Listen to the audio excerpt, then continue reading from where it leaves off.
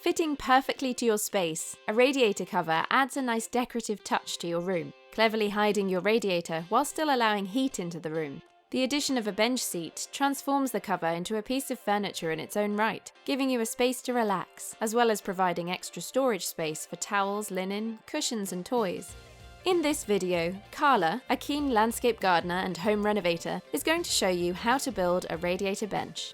The materials for this project are all available from Wickes and will take a DIYer with moderate skill approximately 8 hours to construct. To account for paint, varnish and filler drying times, we would recommend allowing a weekend for this project. Look out for this icon during the video for our DIY top tips.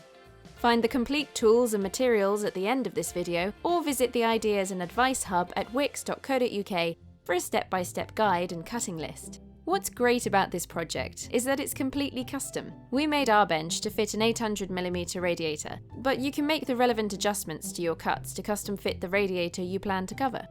You may also need to consider bespoke fitting around skirting board, pipes and other obstacles. To make the final finishing easier, we decided to varnish, undercoat and apply a first coat of paint to our timber before construction began. Start by using the cutting list to divide the timber into 2 piles, one for painting and one for varnishing. Apply an undercoat of wood primer to each timber length in your painting pile and allow it to dry before adding a first coat of paint in your preferred colour. Once dry, measure, mark and scribe a straight line on each length with your combination square, then cut to size with your chop saw. If you wish, you can give the cut ends a gentle sand, undercoat and a lick of paint too, before stacking the cut timber by size. Now you can turn your attention to the pile of timber to be varnished. It's better to mark, measure and cut this timber first before applying treatments. Once the lengths are cut to size, apply several even coats of varnish, ensuring each layer has sufficient time to properly dry. While you're preparing the timber, use your chop saw to cut your offcuts into a selection of spaces that'll help with the construction. You'll need around 20 18x40mm spaces for the panels and 4 44x44mm spaces for the bench seat battens.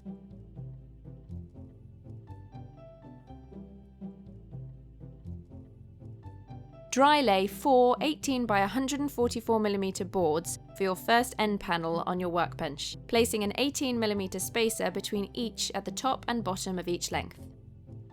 Butt a timber board along the bottom of the panelling to make sure that everything is sitting true. Referring to the cutting list, lay the timber for the panelling framework along the top and bottom of the panels, ensuring the edges are flush before screwing them in place.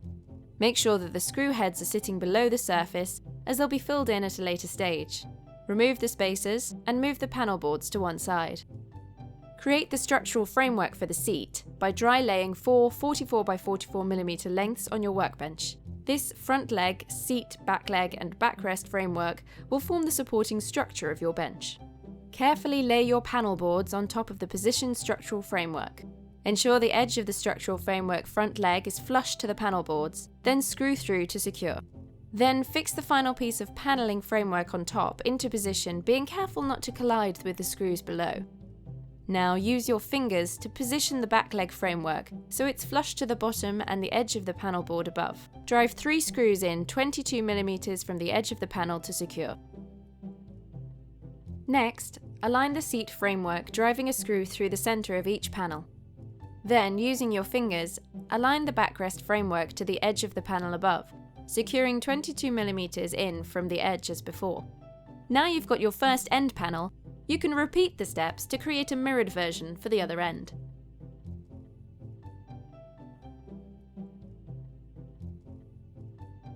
If you would like to assemble the bench in situ, now is the perfect time to transport your timber and end panels.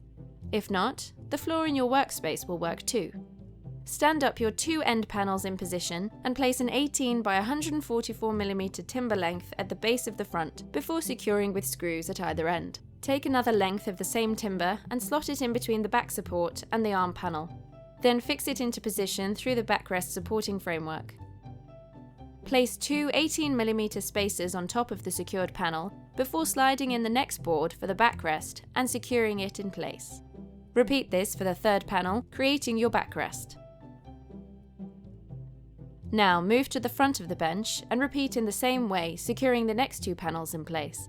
The edge of the top panel should be flush with the seat structural framework.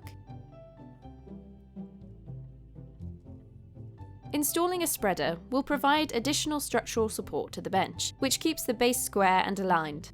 Insert a timber board through the back of the bench seat so that it's sitting flush against the back legs of the structural framework. Measuring across the back of the bench to find the internal measurements, shimmy the spreader upwards at one end, lifting diagonally until snug. Then secure with screws.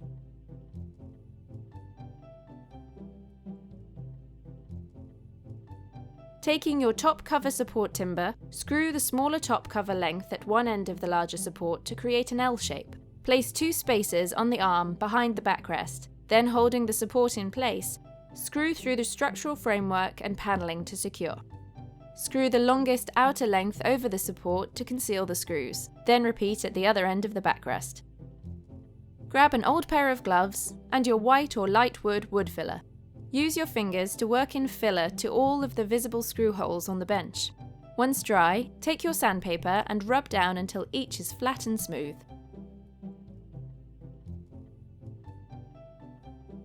To fit the armrests, you'll need to cut out a small notch to account for the back panel. Mark and measure the thickness of the back panel onto your armrest, then clamp to your workbench.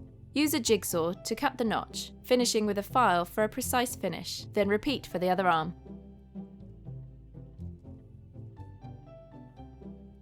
Take the first length of timber for the top cover and lay it on the supporting battens. The cover needs to slot into the top of the bench, so use 2 18mm spacers to ensure the battens are correctly aligned from the ends of the timber length. Ensure that the length is flush to the back edge of the batten, then secure with screws through each. The second length needs to overhang the battens by 18mm to account for the depth of the top back panel. Use spacers to gauge the correct distance. Then screw into position before filling the holes and gently sanding down once dry.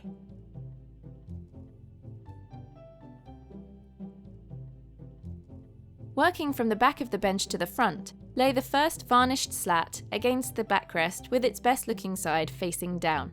Place an 18mm spacer on top of the structural framework at either end, then butt up the next length.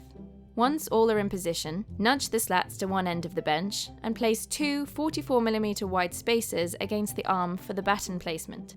Offer up a batten so it's flush to the back of the seat and the 44mm spacers, then screw down into each slat to secure. Repeat at the other end, nudging the slats down and securing the batten in the same way. Take the seat support and lay it diagonally across the slats so it's covering as many slats as possible for additional support. Mark cutting lines inside each batten with your combination square, then cut to size with your saw. Screw the batten into place, screwing through each slat, then flip the seat over. Lay it in position so it's flush with the front of the bench and there's a small air gap at the back.